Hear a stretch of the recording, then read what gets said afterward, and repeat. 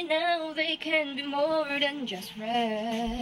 So, what's up mga kajelay? Kumusta po kayo? Napakanta na nga po ako habang ako'y nagluluto. Sa video na ito, ang niluto ko po ay garlic butter shrimp. So, ano pang inaantay natin? So, tara na tayo na magluto!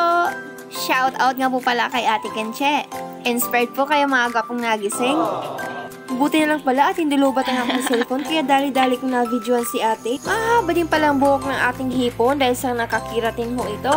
Akala ko ako lang yung mahaba ang buhok. So kinukuha na pa pala ni Ate Kench ang mahabang buhok ng hipon para hindi po maisama kung ito lulutuin at malinis po itong tignan.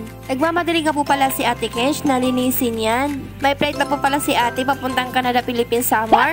Sabi ko pala kay Ate Kench na siya na lang yung maglinis at ako na lang yung magluto. Dahil sa hobby ko pong magluto kaya masaya ho talaga akong ginagawa ito. At dahil nga akala ni Tate Peter luto ng aming ulam kaya dali-dali siyang kumuha ng pinggan at nilagyan ng kanin. So mga kajila, ito nga po palang nalinisan nating hipon.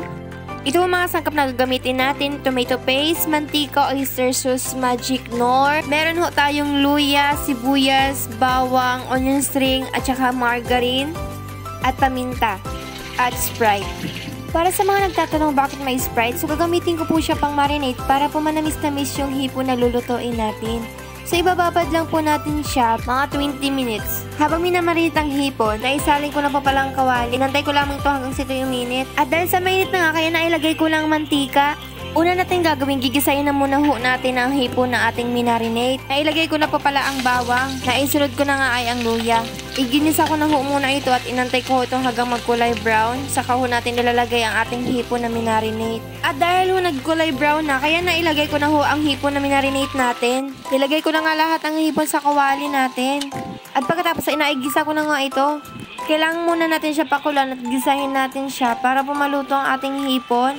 So sabi nga ni Mr. Nobody, kailangan ho natin siyang imekos ng maayos para po ang lasa sa ating nilutong hipon. So ayun na mga kajela, dahil tapos na po nating nahalo ng maayos, kaya ilalagay na ho natin to sa may lalagyan. Mga kajela, ito na po palang ginisa nating hipon. So ayun nga mga kajela, na ilagay ko na nga ang margarine sa ating kawali. Antayin lang ho muna natin hanggang sa matunaw ang margarine nating nalagay sa kawali at saka ho natin lalagay ang ating bawang. Kaisunod kong nailagay ay ang sibuyas, luya. Hinalo ko na muna yung lahat ng sangkap na nilagay sa kawali para manuto ang lasa nito. At pagkatapos kong paghaluin ay nailagay ko na ang tomato paste. Sunod ko ang nailagay ay ang oyster sauce.